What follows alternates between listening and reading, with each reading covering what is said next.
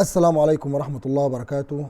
في دقائق معدودة هدردش معاكم يا رجالة النهاردة عن موضوع ساير الرأي العام بشكل كبير جدا الأيام الأخيرة أو الفترة الأخيرة، ألا وهو نهج انتهجته الدولة في إزالة منازل وبيوت وعماير يقال إنها مخالفة أو تقع تحت شكل من أشكال التعدي على أملاك الدولة، إذا كان الكلام ده صحيح. لكن ومع الأسف الشديد المناظر والمشاهد المنتشرة على اليوتيوب وعلى الفيس حاجة صعبة جدا بصراحة، خصوصا في الصعيد. ولنا هنا وقفة. الصعيد، وأنا قلت الكلام ده في أكتر من فيديو، الصعيد في حالة إهمال لا أنزل الله بها من سلطان من زمن. تمام. الصعيد حتى ما بيسويش مع محافظات الوجه البحري خالص او محافظات القناة خالص. احنا اخر حاجة في الدولة دي. تمام. فيا رب الدولة تاخد بالها وتحذر من غضب الصعيد. كمان لا بناخد حظنا في وظائف او مناصب قيادية او اي حاجة، وفقده كله اهمال في القطاع التعليمي الصحي. انا الاهمال ده على مستوى الدولة ده اساسي، بس احنا اصلا مش متساويين بمحافظات الوجه البحري. كمان تيجي تكمل علينا رفع اسعار كهرباء، بطاله، كل ما عايز تقوله قوله، اسعار ميه، فواتير، اي حاجه، اي ورقه حكوميه عايز تخلصها في الدوله لازم تدفع، لازم تعد. مهما كان الشيء ده بسيط ومهما كان الشيء ده تافه تتفاجأ بمصاريف غريبه جدا. تمام. فوق ده كله بتهد البيوت فوق الناس، فوق رؤوس الناس. انا شفت مشهد على اليوتيوب، الهدد شغال في المنزل والبيت ده فيه ستات في واقفه في البلكونات بتصرخ، والهدد شغال ولا حياه لمن تنادي.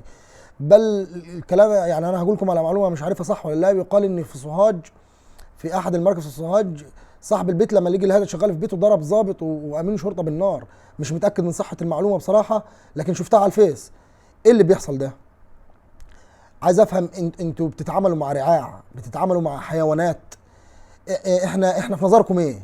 الصعيد او الشعب بوجه العموم، لان الحكايه معممه على مستوى الجمهوريه، لكن فايحه ريحتها جو في الصعيد. يقال ان الناس دي مخالفه والناس دي تعدت على املاك دوله. الانكت من ده كله ان الناس اصحاب الاملاك او اصحاب العقارات اللي بتتهد دي معاها اوراق بتثبت صحه موقفها القانوني. تمام. وان الاراضي دي او المباني دي تم بنائها بتصريح من الحي وبشكل قانوني سليم في 100%، واختام الدوله والاختام القضائيه والاحكام النهائيه، كل حاجه واضحه والناس كاشفه الورق ده. ايه ده؟ جنون ده. يعني لصالح مين؟ تمام. اللي بيحصل ده لصالح مين؟ زي اللي حصل في المعادي. سوهاج هنا متضرره بشكل كبير جدا. تمام. انا عايز اسال سؤال واحد: لو مستثمر اجنبي من اللي دخلتهم البلد بربع جنيه في الاخر 5 6 سنين دول اتعدى على قطعه ارض، هل هيكون وبنى عليها مصنع او اي حاجه بشكل غير قانوني، هل هيكون رد فعلكم معاه ده؟ طب بلاش دي. لو مسؤول ولا نائب مجلس شعب ولينا عليهم وقفه، تمام، ولا نائب مجلس شعب ولا مستشار ولا حد تقيل من اللي هم بيبقوا شغالين من الباطن دول، رامي كام جلدوش في السوق ومشغلهم بفلوس، لكن هو السلطه، هو اللي بيخلص اي حاجه، لان طبعا اي حد في القضاء او النيابه او غيره ما يقدرش يشتغل في حاجه زي كده، او يشتغل في عقارات او بناء او باعراض والكلام ده كله، بيشتغل في الباطن لان القانون يحرم عليه ده. تمام. هل كنتوا تقدروا تعملوا معاه ده كله؟ الوقع والظلم ما وجعش غير على الناس الغلابه حرفيا. ايه اللي بيحصل ده؟ ده انت لو جاي تاخد حته ارض في صحراء، لا ميه ولا كهرباء ولا بني ادمين، انت ما تقدرش تاخد شويه رمله منها ولا تحط فيها طوبه ولا تبني خيمه عليها الا لما تشتري من الجيش. مين يا اخوانا الجيش ده اللي هو انا واخويا وولد عمي وخالي وعمي وجدي، هو ده الجيش. الناس اللي هي المفترض احنا موكلينها، تمام، ومختارينها مننا تحمي البلد، وبنصرف وسلاح ومش سلاح وكله ده من جوه الناس. بيبيع لي بتاعي، يعني الارض الصحراء دي بتاعتي بيبيعها لي، اللي هو ازاي يعني؟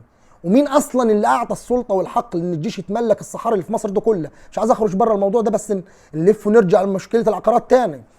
تمام. لا تكاد انك انت تخلص اي ورقه في الدوله، تمام، الا وتلاقي نفسك بتدفع اراضي زراعيه واعتداءات، تدفع، راح ترخص تبني دور، تدفع ثمن البيت اللي انت ساكن فيه. لو راح تبني دور تلاقي نفسك لابس في مبلغ عشرينات وثلاثينات، وانا احكي على الارياف النجوع والقرى، تلاقي نفسك بتدفع مبلغ كبير جدا عشان تبني دور في بيتك اللي هو ملكك.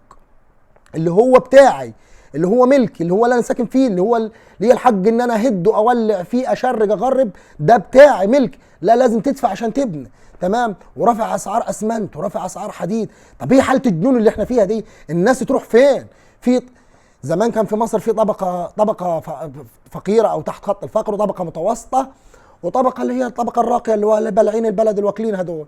دلوقتي فيش الكلام ده خالص، في 10% طبقه راقيه والكل تحت خط الفقر، الكل مضروب بالجزمه، لا شغل ولا كرامه لينا في دول عربيه. وتفرجوا على اللي عملوه فينا الكويت والكويت، وكل من هب ودب، وما يسواش فرد شبشب بيتفضفض ويتعامل علينا. دولتنا حتى مش عامله لنا كرامه من بره، وكمان بتدوس على رقبتي بالجزمه.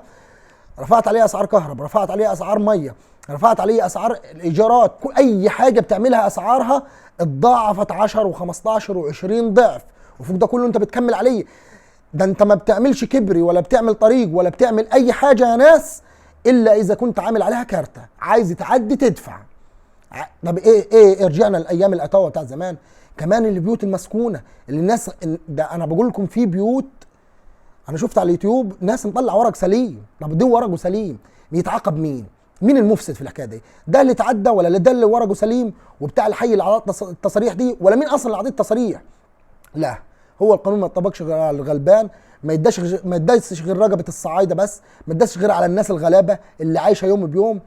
ايه ده؟ ايه اللي بيحصل ده؟ والله اقسم بالله العلي العظيم، انا هتكلم مع ناس في الشارع، الناس في حاله جنون، في حاله ذهول من اللي بيحصل ده.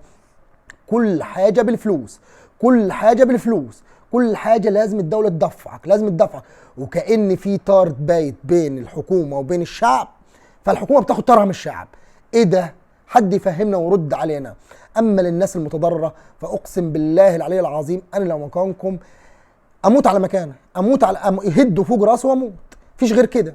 لا تهد، لا تموتني وتهد البيت، لا اما انا قتيلك. ادي الحل، ادي اللي هتعمل. والله العظيم اقسم بالله احذروا غضب الصعيد. ناس الصعيد حتى في ثورات ما هتشارك، بس انجام الصعيد والله ما هتقدروا تقعدوه، وحسبي الله ونعم الوكيل. السلام عليكم ورحمه الله وبركاته.